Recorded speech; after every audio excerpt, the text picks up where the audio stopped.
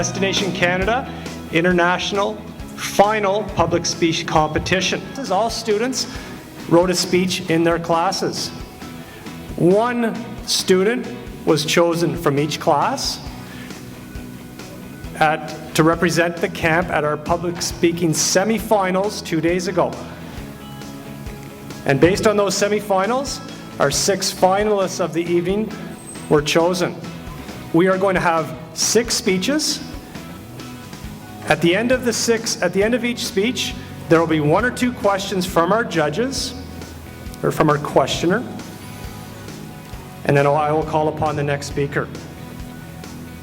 Before we get to our speeches, I would like to introduce our 3 judges.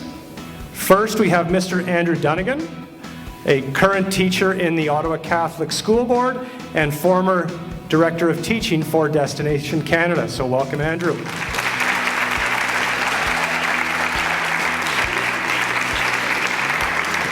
Our second judge is Mr. Brian Pilgrim, a retired teacher of 35 years in the Ottawa School Board and president and founder of Destination Canada. Welcome, Brian.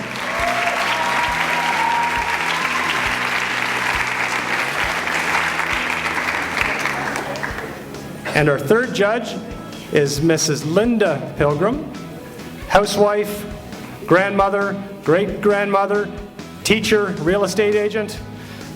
Welcome, Linda.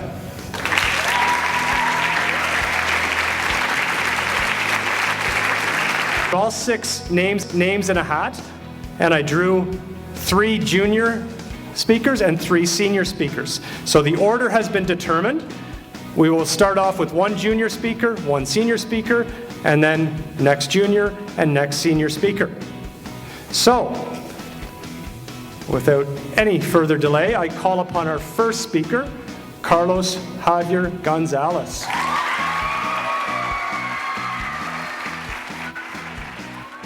My name is Carlos Gonzalez.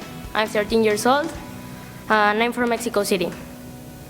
The theme that I choose for my speech is equality.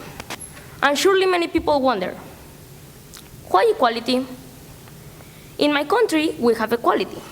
We all live with economic equality. There are equal opportunities for all. People are healthy and would not need anything. But never ask, is this the same case in all countries?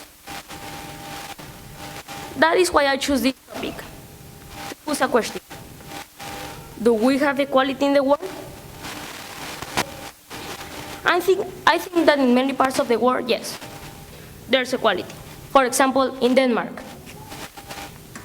their standard of living is one of the highest in the world and spends 1% of GDP to foreign aid. That is awesome. Unfortunately, that is not the case in all countries. There are countries where there are people with a lot of money, tremendous amounts. But you are walking down the street and see people who don't have money to buy a piece of bread.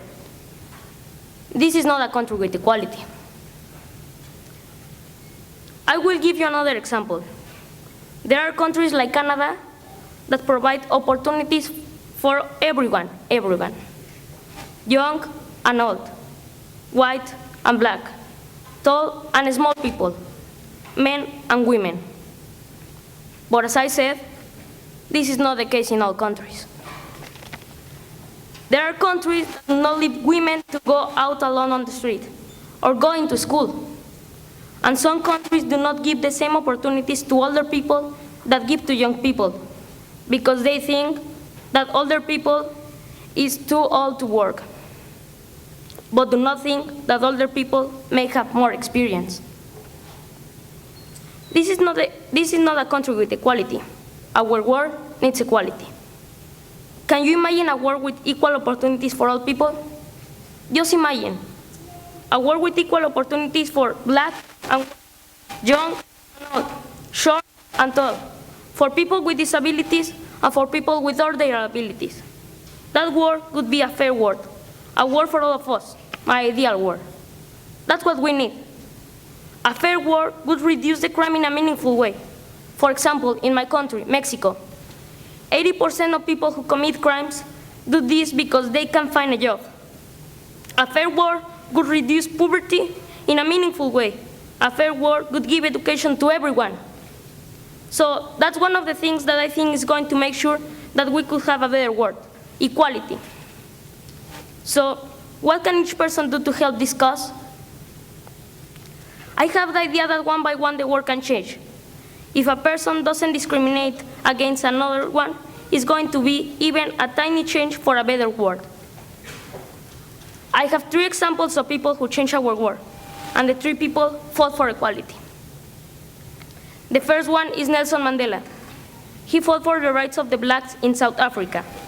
He was arrested several times, but he continued fighting, and he became the president of South Africa. One person was Martin Luther King Jr. He fought in the United States for the same cause, and he was also arrested, but he continued fighting. The third one was Mahatma Gandhi. He freed India from the United Kingdom and achieved independence without using even one weapon. These 3 people are my heroes because they were beaten, imprisoned. Even 2 of these people were killed, but achieved their goal, equality for their people. That's my idea of a better world. A world with equality for all of us. A world where people don't discriminate. A world with equal opportunities for all of us. A fair world, a beautiful world.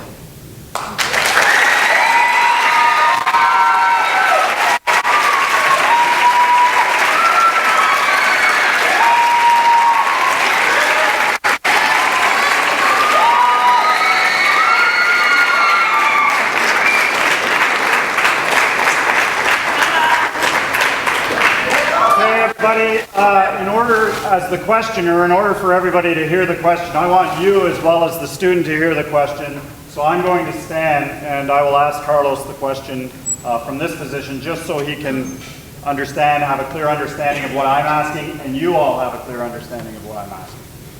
So Carlos, first of all, an excellent speech. Thank you very much. Thank you. My question to you is, in the world today we see a lot of battle for equality, and a lot of violence comes out of those battles for equality.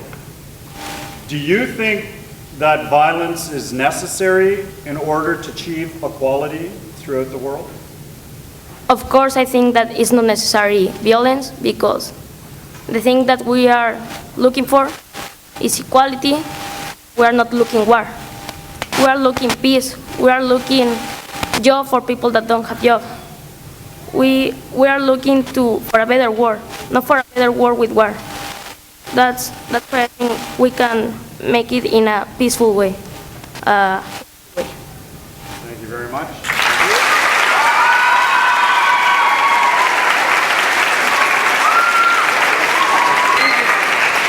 Thank you.